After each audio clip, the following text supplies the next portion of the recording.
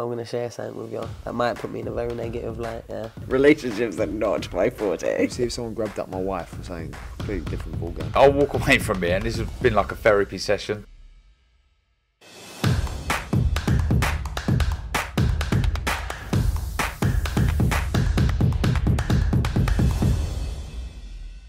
Oscar Bevis, IFL TV, proudly sponsored by Everlast. John Ryder joins me at the Matchroom Gym, mate. It's been a while. Good to see you. How's things? Mate, good to see you. Yeah, it has been a while since I've seen you.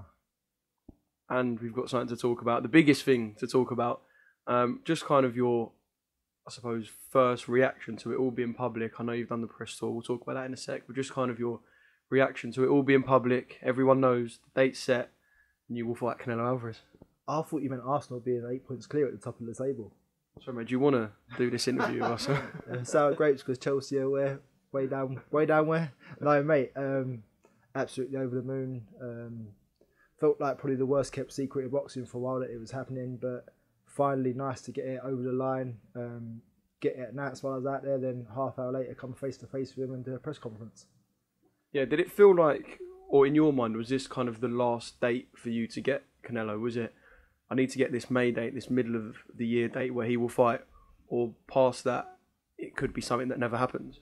I think so, yeah. I think for myself personally, it's like, what do you do in the meantime?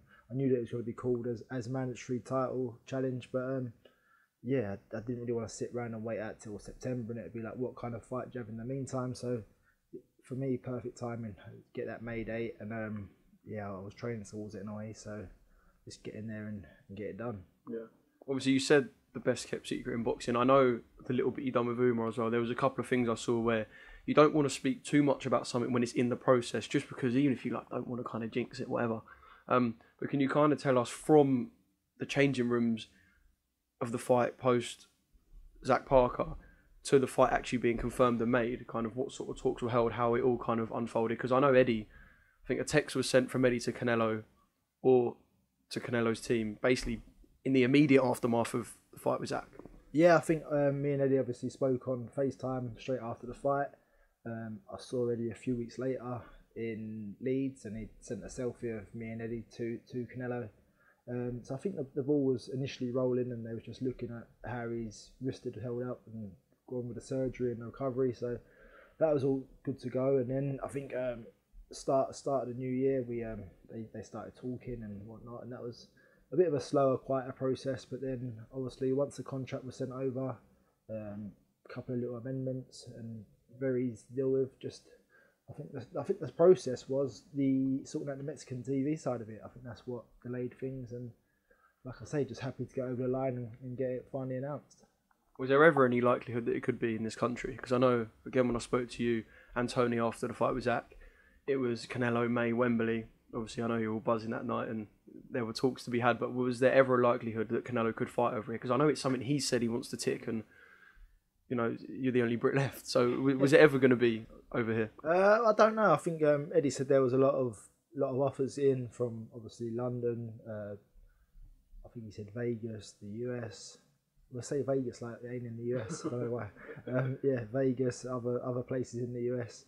He just mentioned Abu Dhabi, and obviously I think I shot myself in the foot where I said on the George Rose podcast that I'd happily fight in Mexico, and when they took it and run with it. So listen, like we say, a challenge is a challenge, and what better than to fight the champion in his own backyard? Yeah. Well, let's talk about the press tour. Obviously, was that your first time being in Mexico in a boxing sense, like not from a holiday, like seeing kind of the Mexico, the boxing side of things? Because I know obviously they're like serious fanatics out there. Yeah, first time ever on Mexican soil. Sorry. And the people were friendly. People was nice. It's because it's not the fight yet. Yeah, I know. I think it would be a little bit different on fight week, but yeah, it was nice. The stadium was pretty impressive, and just imagine it with a boxing ring in the middle and set up with 50,000 screaming Mexican fans, all baying for blood. Yeah, it is going to be a serious atmosphere in there. I don't think anyone expected you to go out from the off and start slating Canelo. Was it always going to be one of them press conferences where it's kind of low-key? I suppose launch press conferences especially, they're never too feisty anyway. Was it always going to be low-key, you go head-to-head, a bit tense, but never going to be more than that, was it? Yeah, I think I don't really think I need to sell this fight. I think it's a fight involved with Canelo. They kind of sell themselves. And why do I need to break my character to try and sell a fight? I mean, there's respect there from my side to him. He's been a great fighter and a great champion, but I'm there purely on May 6th to do a job, and I mean that's it. It's, we're all professionals. I just want to get in there, get my job done, and get home to my family. Yeah. Does he kind of carry a different aura to fighters you've met before? Because I was around him once in San Diego, and obviously I'm a boxing fan, so it's a bit different. But I feel like there's certain fighters that perhaps carry a different aura, where when they've been so successful, they kind of just have a different feel around them. Did you get that with Canelo?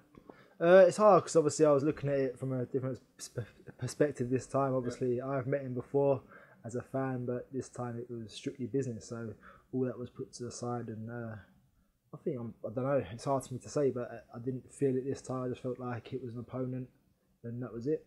Yeah. Obviously, I come to the old Matchroom gym when you were wearing a Canelo shirt and you were training, talking about that fight. You would have had an idea of how you would want to fight Canelo then, and obviously you have your game plan now. Obviously, not in too much detail. Have things changed massively? Have they changed at all? Changed a little bit? Like, how would it be different for John Ryder fighting Canelo then to now? Well, I've had to turn off fanboy mode and go into full-on assault mode. Do you know what I mean?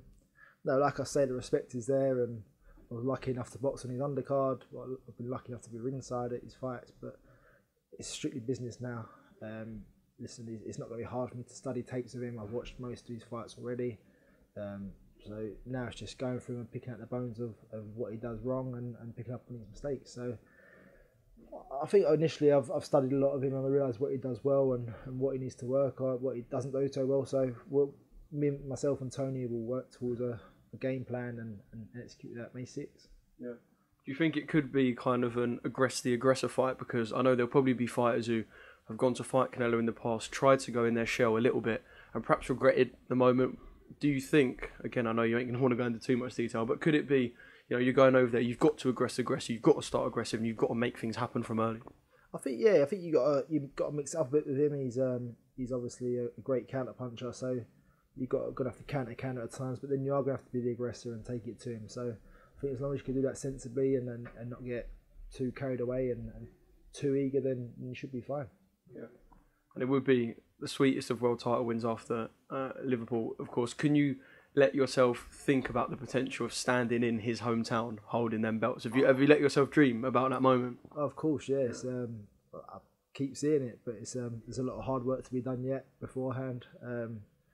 Obviously, good bit of time here before we head stateside to finish off, but I'm looking forward to it now. Once it's finally announced, just get my team fully into camp over here. We've had a good camp so far, so it's all about just the fine details now. And yeah, like I say, I can't wait, man. I'm just buzzing now to finally have it announced. It's finally out there, and all systems go. Yeah. What's it going to be like for you in terms of when you're flying out and kind of the whole work? So May the 5th is the date. May 6th. May 6th, sorry, May 6th is the date. So will you go out 2 sort of weeks-ish before? Yeah, I think just over 2 weeks before Joe Cordina's fight on the 22nd. So probably head out on the 20th, get acclimatised a bit. Tony will come out a few days later after Joe's fight, and we can hit the ground running. Do you know what I mean? And last week of sparring, and then head down to Guadalajara on fight week and get sharp and ready. Yeah, mate, it's going to be absolutely popping. I cannot wait for what is a massive fight for you. And do you feel like it's one you deserve now? Because, well, I know you're going to say you do. You've been through quite a lot of crap. You've been on the wrong end of decisions. Perhaps things haven't gone your way at times. Do you kind of feel like the culmination of your hard work now has been, this is kind of a just reward here, this fight with Canelo? Yeah, for sure. I think I've done things the hard way. Could have easily had it after the Smith fight. Could have already had my shot at Canelo, but things didn't work out that way that night. So I've really earned the shot. I've gone back to the drawing board, found a route, won the WBO interim against Zach Parker, and yeah, we're finally there with the shot I feel I truly do deserve. Yeah. Well, you do 100% deserve that fight, John, and yeah, I think everyone at IFL especially is very happy for you. Just one more thing, have you got a message down the lens for Canelo himself? Obviously, I know he subscribes to IFL TV. Yeah, oh, sorry. Is that him? Nah, I don't think so. We exchange numbers. Just May 6th, I'm ready. I'm looking forward to it. See you there.